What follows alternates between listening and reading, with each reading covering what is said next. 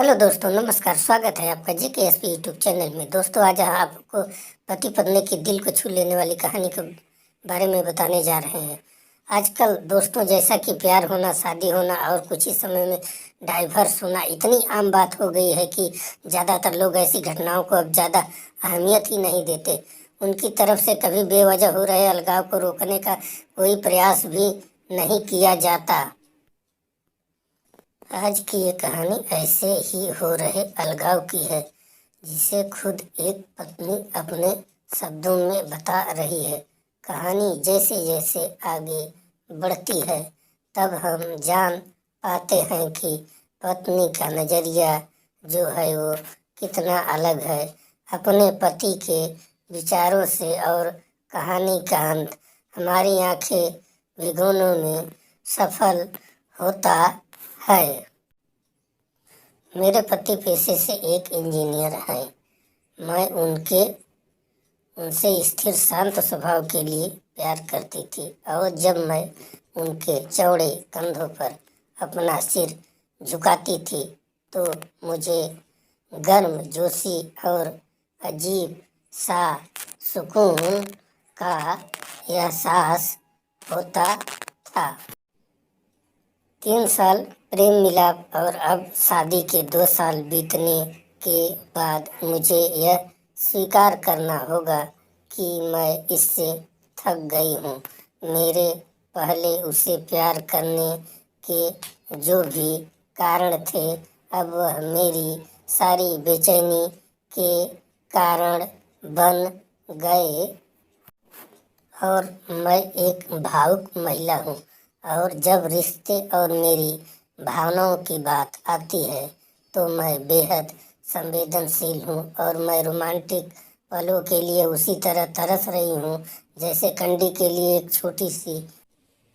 मेरे पति मेरे बिल्कुल विपरीत हैं। उनकी संवेदनशीलता की कमी और हमारी शादी में रोमांटिक पलों को लाने में उनकी असमर्थता ने मुझे प्यार के विषय में निराश कर दिया है। एक दिन मैंने आखिरकार उसे अपने मन की बात बताने का फैसला किया और मुझे तलाक चाहिए, और मैंने हिम्मत करके उसे बताया।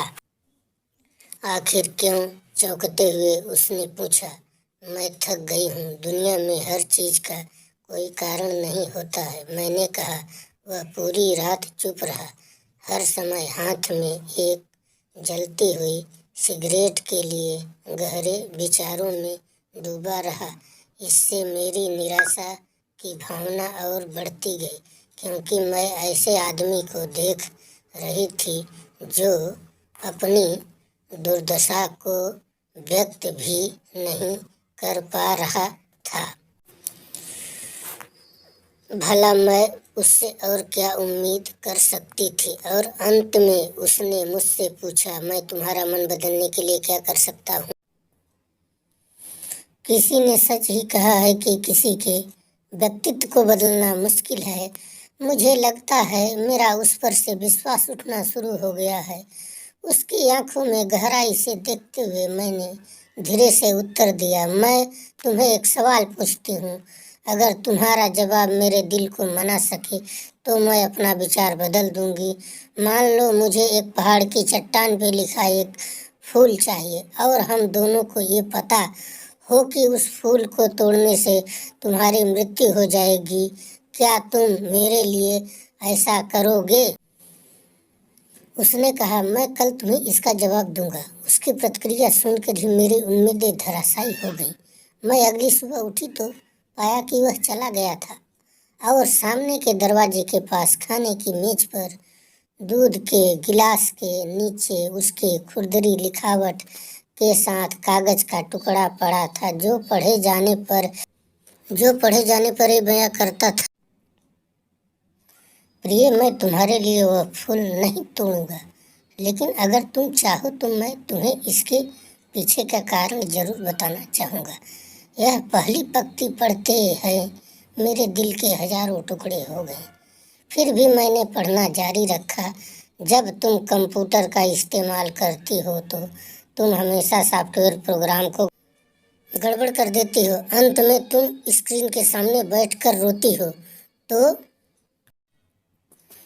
तुम हमेशा घर की चाबियां गुम कर देती हो, इसलिए मुझे दरवाजा खोलने के लिए अपने पैरों को जिंदा रखना पड़ेगा ताकि दरवाजा तोड़कर तुम्हें घर के अंदर ले जा सकूं। तुम यात्रा करना पसंद करती हो, लेकिन हमेशा एक नई जगह में अपना रास्ता भूल जाती हो। मुझे तुम्हें रास्ता दिखाने के लिए अपनी आँखों को जिंदा रखना पड़ेगा। तुम्हें हमेशा ऐंठन होती है जब भी तुम्हारा पीरियड हर महीने आता है। मुझे अपनी हथेलियों को जिंदा रखना है ताकि मैं तुम्हारे पेट की ऐंठन को शांत कर सकूं। तुम्हें घर के अंदर रहना पसंद है और मुझे पता है कि तुम्हारी अंतर्मुखी व्यक्तित्व ही तुम्हारी बोरियत को दूर करने के लिए मुझे तुम्हें चुटकुले और कहानियाँ सुनाने के लिए अपने मुंह को जिंदा रखना है। तुम हमेशा कंप्यूटर और टीवी देखती हो और इससे तुम्हारी आंखों का भविष्य अच्छा नहीं होगा। मुझे अपनी आंखों को बचाना होगा ताकि जब हम बूढ़े हो जाएं तो मैं तुम्हारी आंखें बन सकूं, तुम्हारे सिर से सफ़ेद हो रहे बाल चुन सकूं, तुम्हारे नाखून को बिना तुम्हें चोट पहुंचाए काट सकूं। मैं भी समुद्र तट पर टहलते हुए तुम्हारा हाथ पकड़ना चाहता हूँ। जैसे तुम धूप और सुंदर रेत का आनंद लेती हो और खुशी से गाने गुनगुनाती हो, उसे मैं अपनों को कानों से सुनना चाहता हूँ, इसलिए मेरे कान जिंदा रहने चाहिए। जब तुम नहा के निकलती हो तो तुम्हारी भीनी भीनी खुशबू को महसूस करने के लिए मेरा नाक जीवित होना चाहिए। इसलिए मेरे प्रिय, जब तक मुझे यकीन नहीं होता कि कोई है जो तुमसे इससे अधिक प्यार करता है, मैं तब तक उस फूल को नहीं तोड़ूंगा। और जिस दिन ऐसा कोई आया जो तुमसे इससे अधिक प्यार करे, मैं खुशी खुशी मैं उस फूल को तोड़ लूंगा। ये पढ़ते ही मेरे आंसू पत्र पर गिरे और उसकी लिखावट की स्याही धुंधली हो गई। मैंने उसे पढ़ना जारी रखा। अब जब तुमने मेरा उत्तर पूरा पढ़ लिया है, अगर तुम संतुष्ट हो, अगर मैंने तुम्हारे दिल को मना लिया हो, तो कृपया सामने का दरवाज़ा खोलो, क्योंकि मैं बाहर खड़ा हूँ तुम्हारी पसंदीदा ब्रेड और ताज़ा दूध के। मैं जल्दी से दरवाज़ा खोलने के लिए दौड़ी और उसके चिंतित चेहरे को अपने हाथों में कसकर पकड़ा और चूम लिया और उसकी बाहों में समा गई। अब मुझे पूरा यकीन हो गया है कि कोई भी मुझसे उतना प्यार नहीं करेगा जितना वह करता है, और मैंने फूल को नहीं तोड़ने का फैसला कर लिया। यही जीवन है और प्रेम है। जब कोई प्यार से घिरा होता है तो उत्तेजना की भावना दूर हो जाती है और वह उस सच्चे प्यार को नज़रअंदाज कर देता है और शांति और निरस्ता के बीच में होता है। प्यार सभी रूपों में प्रकट होता है, यहाँ तक कि बहुत छोटे और सूक्ष्म रूपों में भी। इसका कभी एक मॉडल नहीं रहा है। यह सबसे नीरस और उबाऊ रूप में भी हो सकता है। फूल और रोमांस प्यार का हिस्सा हो सकते हैं, प्यार नहीं। तो दोस्तों, आपको ये प्यार भरी पति पत्नी की कहानी कैसी लगी? इस छोटी सी कहानी आपके दिल को छुआ कि नहीं, हमें कमेंट करके हम आपका कमेंट का इंतज़ार करेंगे। धन्यवाद। जय हिंद, जय भारत।